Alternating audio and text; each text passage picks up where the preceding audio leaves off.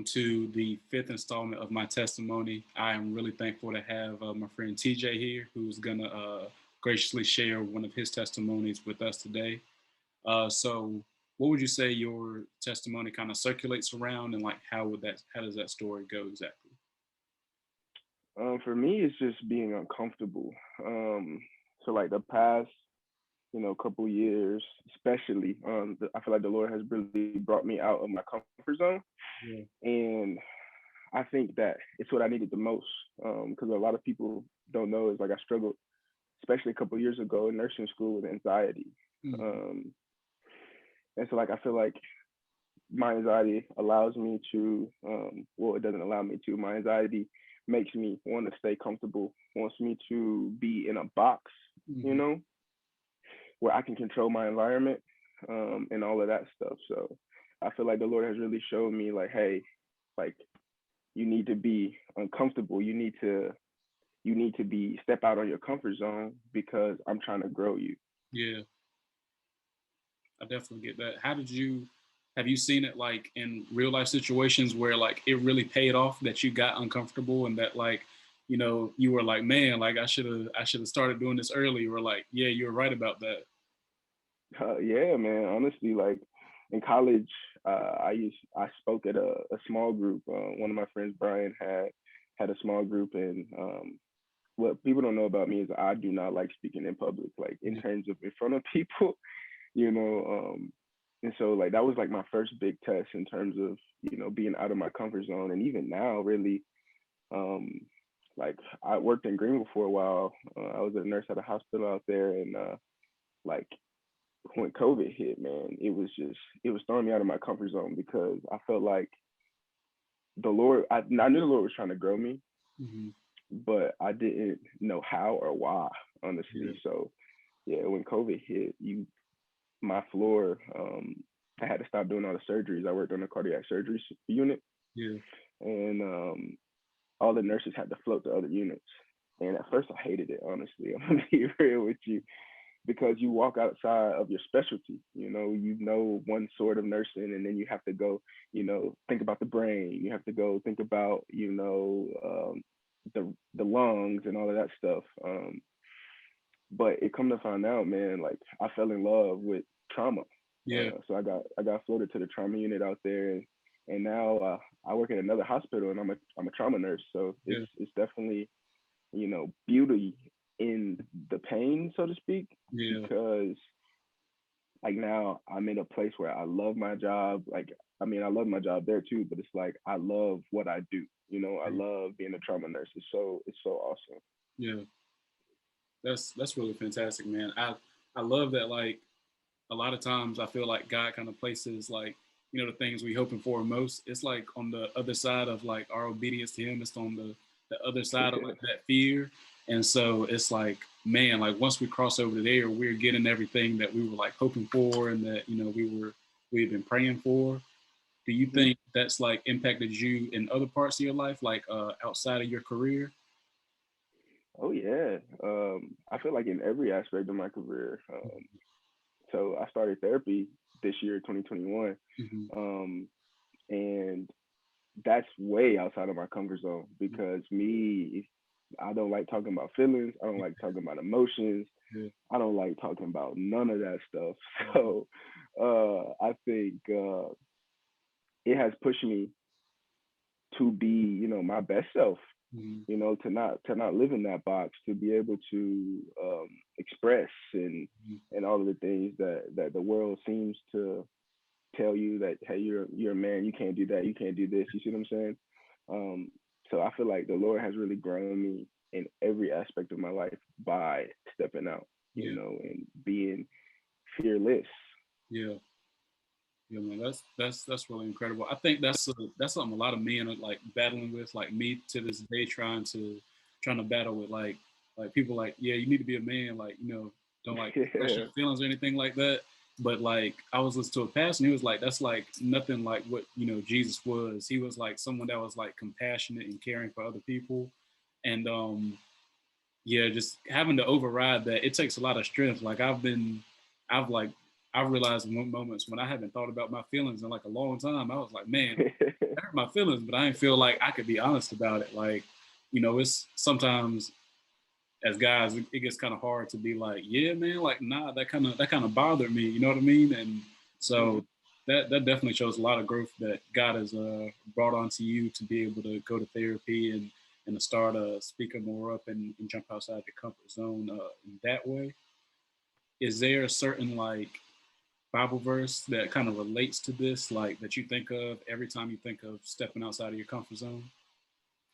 For me, it's just, well, this Bible verse was way before outside of my comfort zone. Hmm. Was even in the play for me. I think Joshua 9 is definitely what I, try to live my life by in Right. terms of it talks about do not be discouraged, do not be afraid, Hmm. for I am with you wherever you go. And I think for me to know that comfort that, wherever I go, like he's with me, Hmm. is just so big, bro. Like you can't, it's just feeling his presence always is like one of the most important aspects, especially when you're vulnerable. Yeah. Um, and like if you look throughout the Bible, bro, like Peter, you know, Jesus got on his boat Yeah. and was like, you know, let's go fish, and then Peter left the comfort of his job, Yeah. man. He was like, you know what? Like, I'm unworthy, to even be in your presence right now. Hmm. I'm I'm gonna go be fishers of men now, Yeah.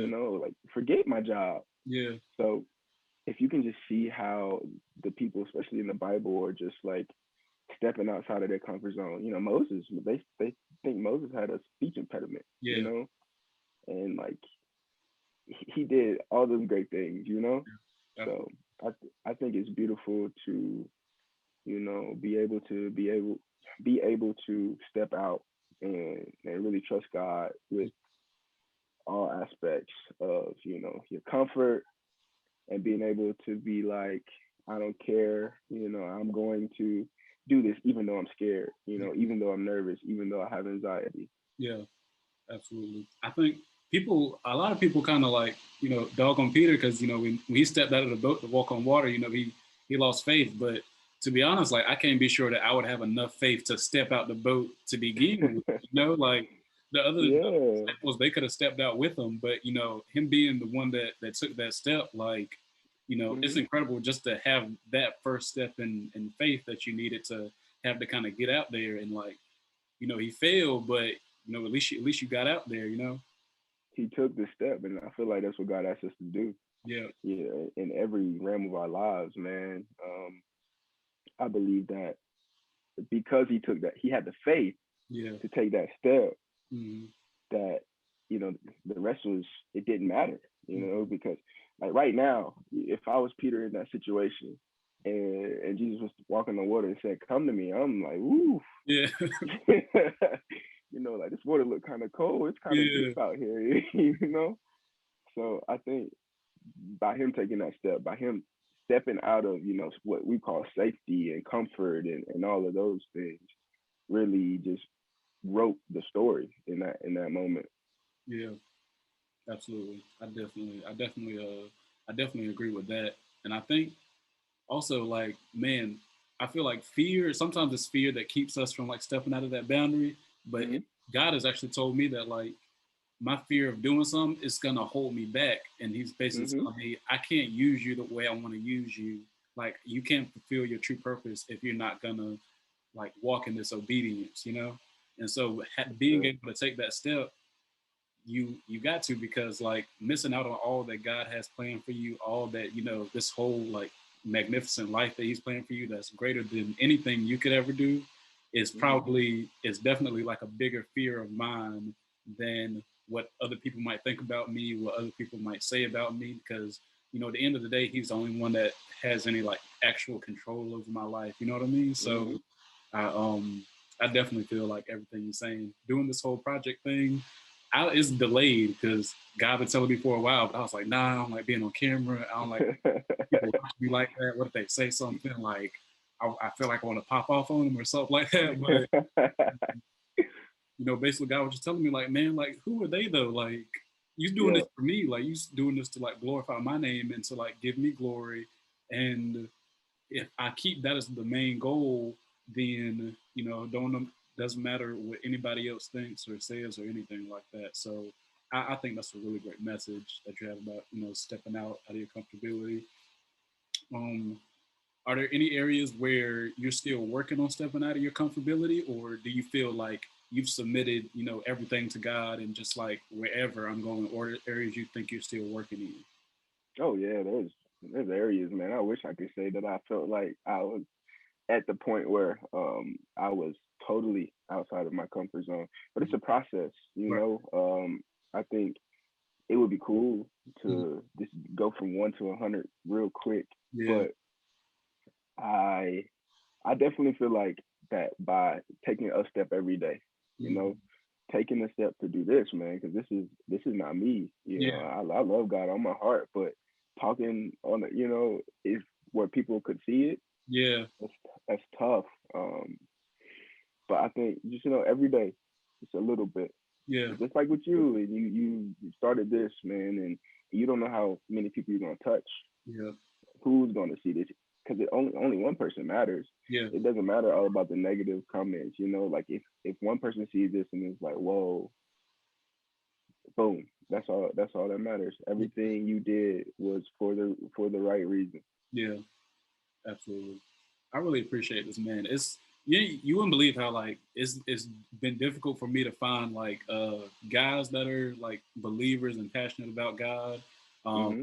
but I know you doing this because I know like a ton of women of faith, and I was like, man, like I could list off like 20 women that are like passionate about God, but I, Yeah. I honestly it was a hard time coming up. I was like, dang, like maybe two or three, maybe you know what I'm saying? So Yeah, I'm yeah, man. definitely glad to be able to like find like more guys that are like passionate about God and building their relationship with them, and yeah, just being more Christ like. But I really appreciate this, man. Is there anything like lasting thoughts like you want to say to anybody that may watch or anything like that? I mean, honestly, first and foremost, thank you for having me. I really appreciate, the opportunity to come on here. But lasting thoughts, honestly, just run your race. Yeah. I feel like a lot of people compare their walk to God, Hmm. walk with God to other people's. Yeah. And I'm first to tell you, like, it's a process, you know. Um, and to any of the non-believers or new believers or anything like that, like, just keep on, learning, keep on doing what you need to do to be closer to Him, and all that type of stuff. So, and if you're a non-believer, just take a second to talk with him one day. I promise you, he might change your mind. So, Yeah. I swear, man, it's a lot of times I think we think like our prayers and talking to God has to be like, meet a certain standard. But hmm I just talked to him for like 30 minutes and just about, man, I did this today. This kind of bothered me. You know what I'm saying? What should I do tomorrow? I don't know. Man, should I have this? And like I literally felt my relationship like growing with him and him talking to me more. So yeah, I hmm definitely I co-sign on everything you just said. That was great. appreciate it, man. But yeah, that's it. That's it. Just treat it as a relationship or a friendship. I think you just keep talking to him. Yeah. He'll talk to you. Yeah. So, and that's with any friendship. I think a lot of people just take it. I'm not gonna say too serious, but they don't look at it as what it is, like a relationship. It's not just okay, hey, I'm going to read my Bible for 10 minutes every morning Hmm. and then not think about it, not talk to him the rest of the day. I'll be at work too. I might be singing a song in my head, be like, hey, God, how Yeah. you doing today, Yeah. man? Like, just keeping with you, keeping walking with you. That's the number one thing.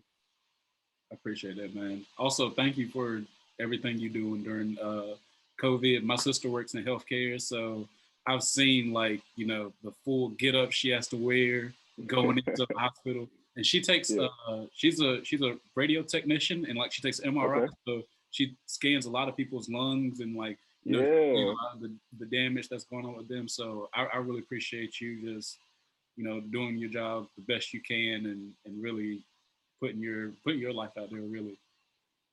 Hey, well, I appreciate that too.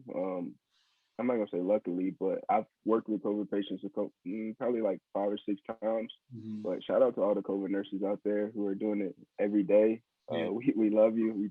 We're so thankful for you. yeah, absolutely. Well, thanks again, man. I really appreciate it. No problem. Thank you.